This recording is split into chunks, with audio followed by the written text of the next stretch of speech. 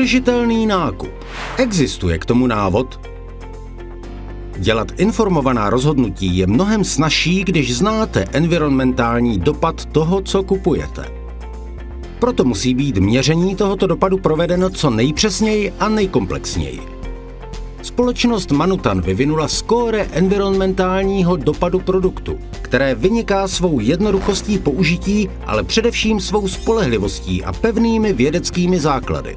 Toto skóre je založeno na metodologii PEF Evropské komise a vychází z hodnocení produktu podle 16 environmentálních kritérií, samozřejmě včetně emisí CO2, ale také například vyčerpávání přírodních zdrojů, znečištění ekosystémů a dalších.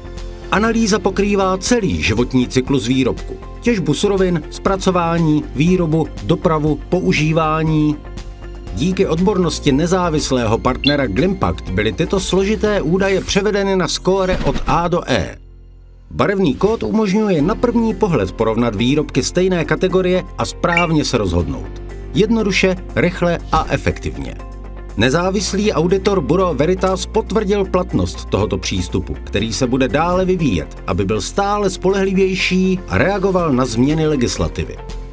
Díky tisícům již vyhodnocených výrobků umožňuje Manutan svým zákazníkům činit informovaná rozhodnutí ke snížení jejich environmentálního dopadu a podporuje své dodavatele ve zlepšování ekologické výkonnosti. Společně za odpovědnější svět, kde je dobrá práce na prvním místě.